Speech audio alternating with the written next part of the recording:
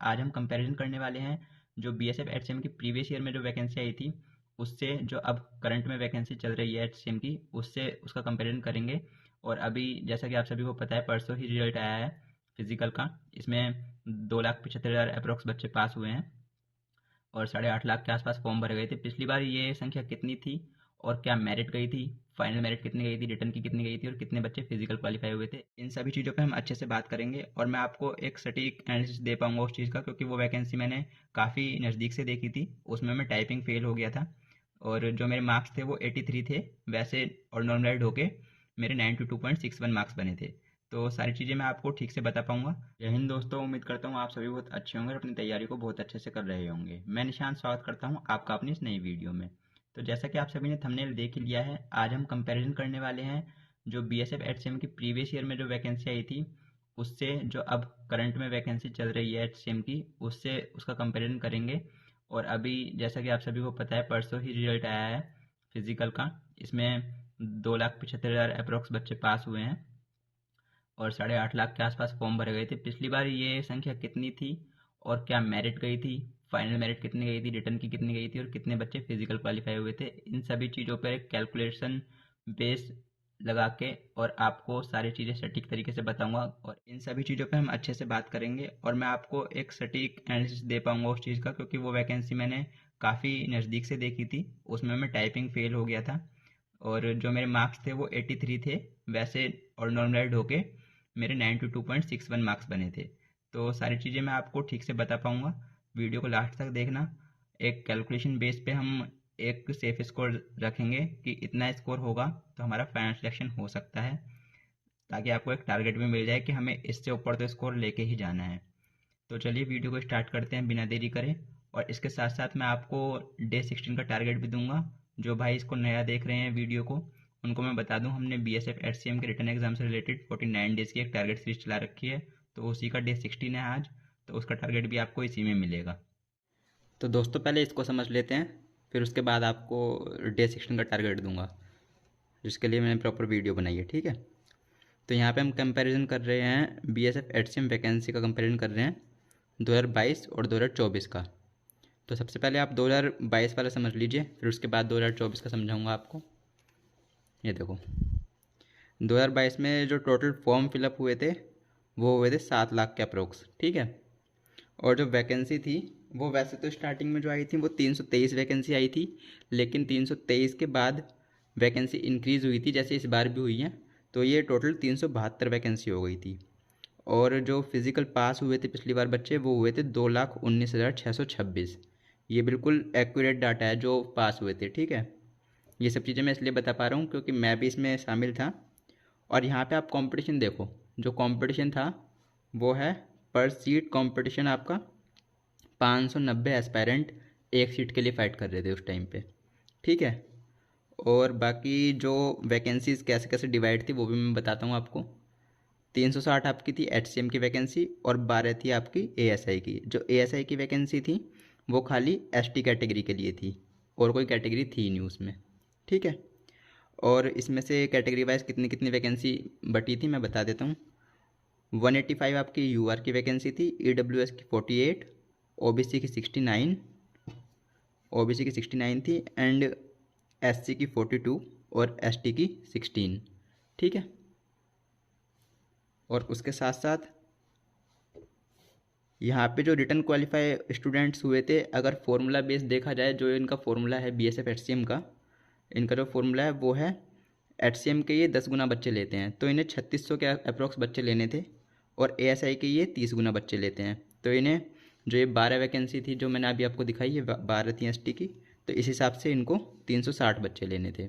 लेकिन इन्होंने total qualify जो करे थे बच्चे, क्योंकि एक मार्क्स पे काफ़ी वैसे बच्चे होते हैं जैसे एक मार्क्स पे 2 बच्चे हो गए तो ऐसे क्वालिफाई करना पड़ता है ना एक्स्ट्रा, तो टोटल जो क्वालिफाई करे थे एचसीएम टाइपिंग के लिए इन्होंने 4253 बच्चे क्वालिफाई करे थे, और एएसआई स्किल टेस्ट के लिए इन्होंने क्वालिफाई करे थे 344 बच्चे, क्योंकि यहाँ पे सिर्फ वो एसटी कैटेगरी के लिए थे।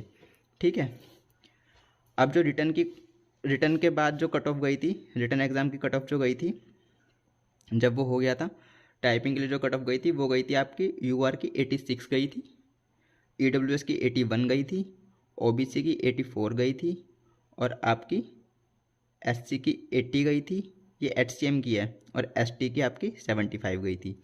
एएसआई में इनमें कोई वैकेंसी थी ही नहीं, जो वैकेंसी थी वो सिर्फ आपकी थी एसटी में। तो एसटी कैटेगरी में 51 कट ऑफ गई थी, जो रिटर्न क्वालिफाई करा था इन बच्चों ने, ठीक है। और उसके बाद फाइनल कट ऑफ का भी बताता हूँ मैं आपको। फाइनल कट ऑफ में, और ये चीज़, एक चीज़ सुन के आपको बहुत हैरानी होगी, जो यूआर की कट ऑफ गई थी वो 92.40 गई थी, ठीक है, जो फाइनल कट ऑफ गई है टाइपिंग क्वालिफाई करने के बाद। और यहाँ पे ये सोचो ये कट ऑफ इतनी हाई क्यों गई, यहाँ पे 90% एक्यूरेसी चाहिए थी, और आपका बैक स्पेस भी अलाउड था, जो बैक स्पेस था वो भी अलाउड था, ठीक है। ये भी रीज़न है, तो इसलिए ये थोड़ी हाई कट ऑफ गई थी यहाँ पे यूआर की। आप देख सकते हो कितना इंक्रीमेंट हुआ था, 6 नंबर का इंक्रीमेंट हुआ था लगभग। ईडब्ल्यूएस की 87.88 गई थी, ओबीसी की 89.01 गई थी, एससी कैटेगरी की 84.48 गई थी, और एसटी कैटेगरी की 79.02। और जो एएसआई की वैकेंसी ना, एएसआई वालों के तो मज़े हैं, सही बताऊँ तो एएसआई वालों का कुछ कंपटीशन है ही नहीं। तो रीज़न मैं बताऊँगा अभी, जब आपको 24 वाली वैकेंसी के बारे में समझाऊँगा तब बताऊँगा। देखो यहाँ पे एएसआई में एक भी वैकेंसी फिल नहीं हुई, मतलब जो क्वालिफाई करा भी था ना जिन बच्चों ने रिटर्न, उनसे स्किल टेस्ट इसका निकला ही नहीं। तो यहाँ पे सारी वैकेंसी, जो 12 वैकेंसी थी वो खाली रह गई थी, यहाँ पे एक भी वैकेंसी इनकी फिल नहीं हो पाई थी। अब साथ में मैं आपको बीएसएफ एचसीएम का ये तो बता दिया मैंने 2022 का, आप कंपैरिजन भी कर लेना, इसका फ़ोटो भी डाल दूँगा मैं ग्रुप में, टेलीग्राम ग्रुप है हमारा, उसमें लिंक डिस्क्रिप्शन में प्रोवाइड कर दूँगा, वहाँ से आप देख सकते हैं, ठीक है, फ्यूचर एचसीएम के नाम से। बाकी अब 2024 की बात कर लेते हैं, 2024 में क्या और कैसे है। देखो जो टोटल फॉर्म फिलअप करे गए थे वो करे गए थे 8.5 लाख के अप्रोक्स, ठीक है।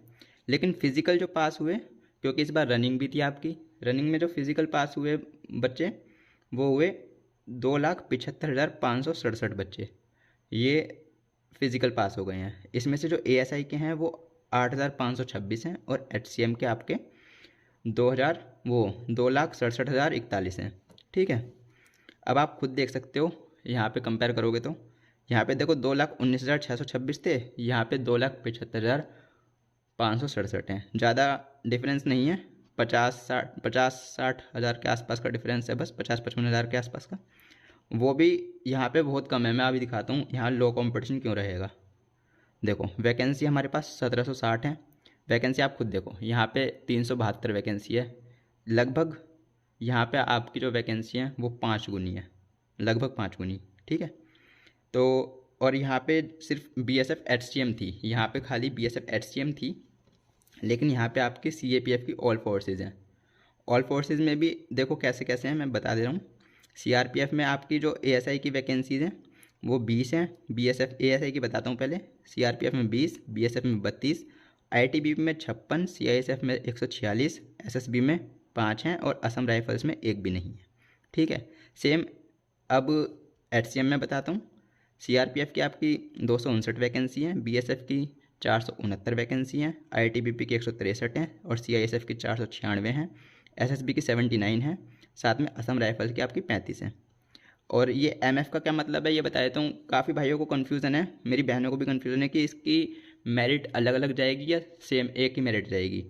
तो पिछली बार जो कॉमन कट ऑफ गई थी, पिछली बार अलग अलग मेरिट नहीं गई थी, पिछली बार कॉमन कट ऑफ गई थी, लेकिन इस बार जो वैकेंसी दी है इन्होंने उसमें सीआरपीएफ में मेल फीमेल को अलग नहीं कराया, वो सेम ऐसे ही दे दिया है, बीएसएफ में भी ऐसे ही दे दिया है, एसएसबी में भी और असम राइफल्स में भी।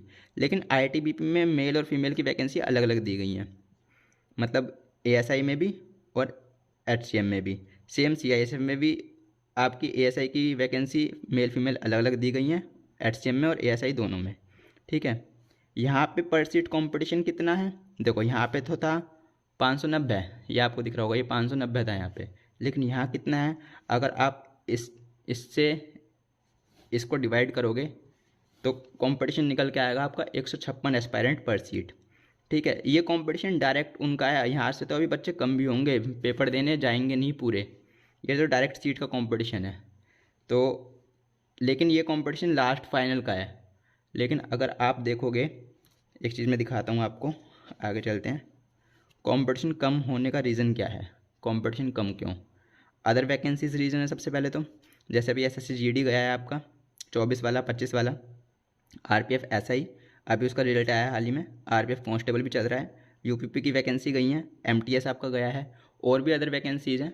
क्योंकि ये सेंट्रल की जॉब है तो राजस्थान वगैरह की जो अलग से पोस्ट निकलती हैं उन्होंने फॉर्म भरा होगा बच्चों ने, वो भी वहाँ ज्वाइन हो गए होंगे, क्योंकि काफ़ी सारी वैकेंसी इसके चलते निकल चुकी हैं, क्योंकि 1.5 साल हो गया है इस वैकेंसी को आए हुए।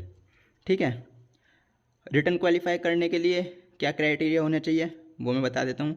वो ये सेम इंटू 10 तो 15,000, वो यहाँ पे 1501 वैकेंसी है हमारी HCM की, तो यहाँ पे जो होगा वो 15,010 बच्चे क्वालिफाई करेंगे रिटर्न के लिए।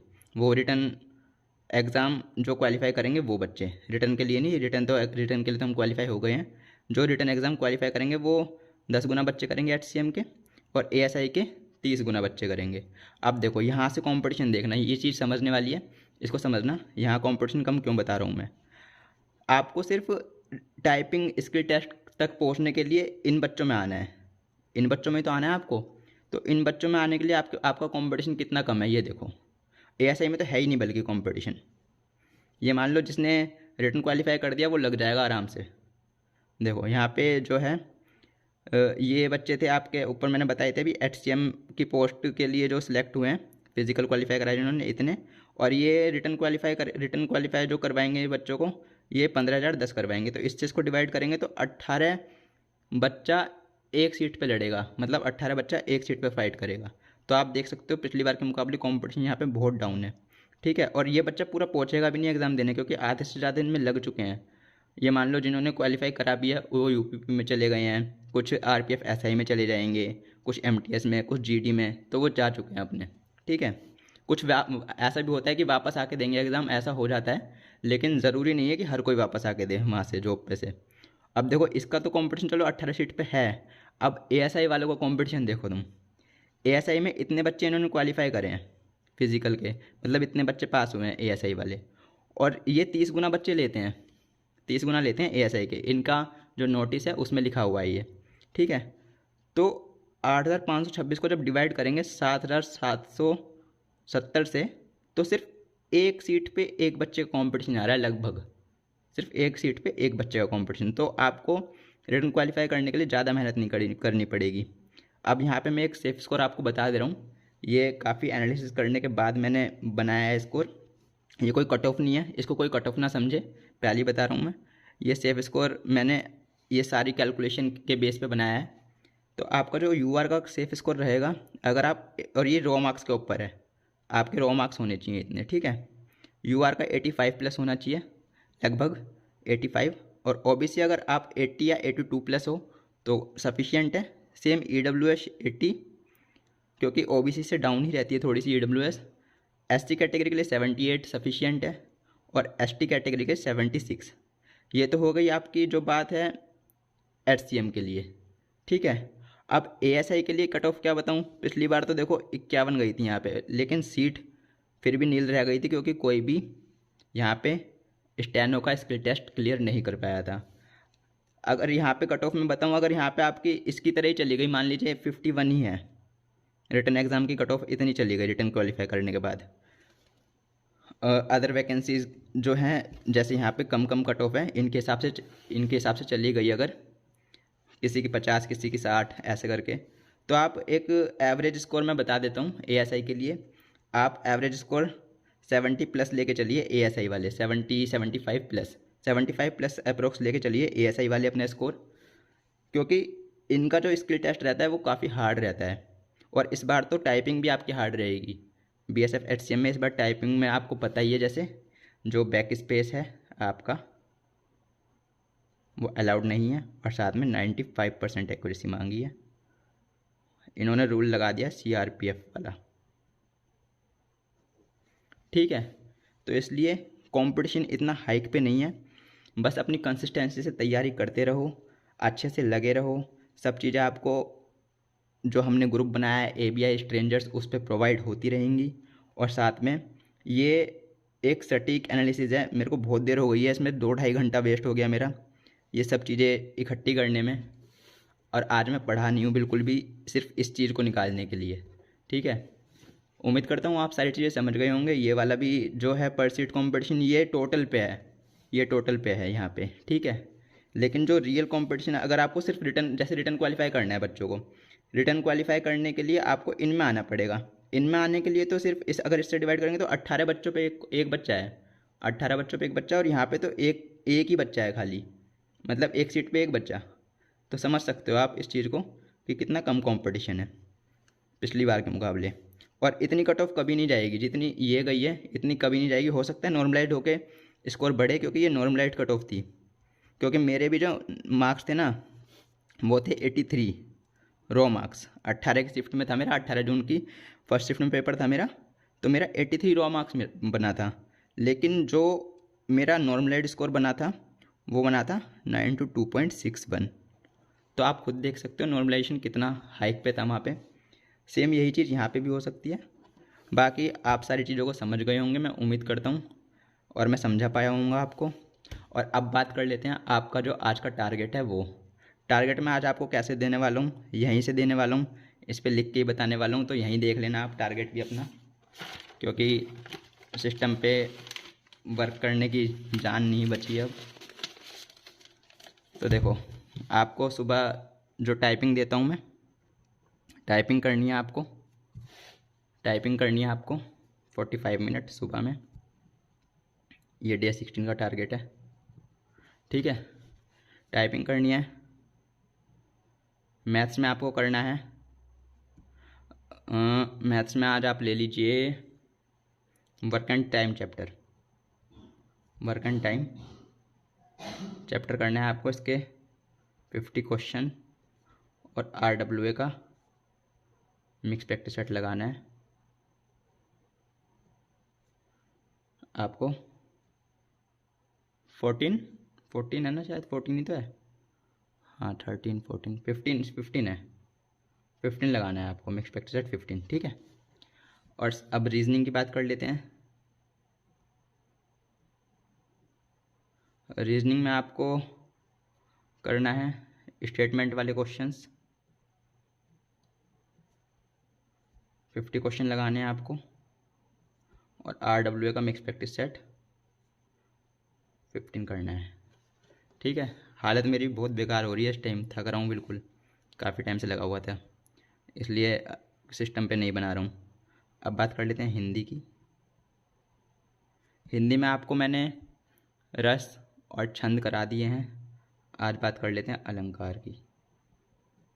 अलंकार क्लियर करना है आपको टोटल, और साथ में RWA का मिक्स प्रैक्टिस सेट 15 लगाना है। और अब बात कर लेते हैं आपकी इंग्लिश की। इंग्लिश में आपको फिलअप करने हैं 50 एनी बुक, जो भी आपके पास बुक हो, या यूट्यूब से कर सकते हो, यूट्यूब से कर लेना। और साथ में RWA का मिक्स प्रैक्टिस सेट 15 लगाना है। अब बात कर लेते हैं क्लैरिकल एप्टीट्यूड की। इसमें आपको 10 एंटो, 10 साइनो और 10 ईडियम्स करने हैं, ठीक है। अब लास्ट में बात कर लेते हैं आपकी कंप्यूटर की। कंप्यूटर में आपको आज क्या करना है, आज भी आपको MS एक्सेल चैप्टर करना है अपना कंप्लीट, और उसके साथ साथ MS एक्सेल के साथ साथ आपको करना है RWA का मिक्स प्रैक्टिस सेट 15, और आपको 5 शॉर्टकट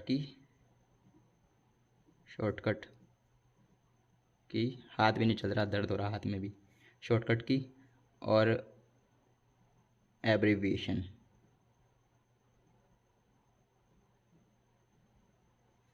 ये आपको करनी है। अब लास्ट में आपको इवनिंग टाइपिंग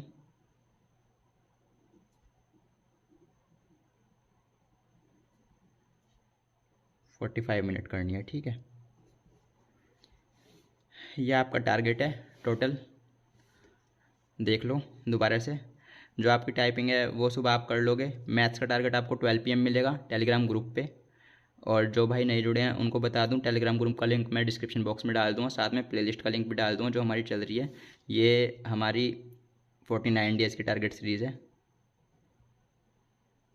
उसका डे 16 है आज, ठीक है। बाकी रीजनिंग के क्वेश्चन आप यूट्यूब से लगा सकते हैं या आपके पास कोई बुक हो तो उससे लगा सकते हैं। मैथ्स की मैं वर्कशीट आपको डाल दूंगा 12 PM पे।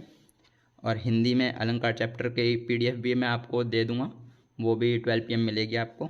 जब तक आप इनके RWA के मिक्स प्रैक्टिस सेट लगा सकते हो 12 PM तक, सुबह 7 बजे आपको ये वीडियो मिल जाएगी। इंग्लिश में फिलअप्स आप कोई सी भी बुक से कर सकते हो और RW का मिक्स प्रैक्टिस सेट लगाना है। ये आपको प्रीवियस ईयर याद करने हैं, 10 एंटो, साइनो और 10 ईडियम्स। कंप्यूटर में आज MS एक्सेल करना है, इसकी फुल PDF मैंने टेलीग्राम ग्रुप पर डाल रखी है अपने। और मिक्स प्रैक्टिस सेट 15 लगाना है, इसको मैं दोबारा डाल दूँगा कल क्योंकि ये काफ़ी ऊपर पहुँच गई है। वहाँ वैसे तो पिन कमेंट में आपको मिल जाएगी, पिन मैसेज में जाओगे तो वहाँ पे आपको मिल जाएगी ये। और ये शॉर्टकट की और एब्रीविएशन भी आपको 12 PM पे ही मिलेगी। और जब तक आप अपनी टाइपिंग वगैरह कर लेना, ठीक है। ये चीज़ें समझ में आ गई होंगी आपको सारी, मैंने आपको टारगेट भी बता दिया है आपका। और